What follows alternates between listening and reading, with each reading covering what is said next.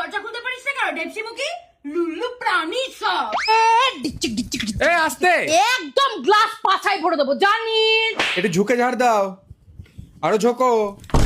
তোমার মোটর ফাটাবো জানো।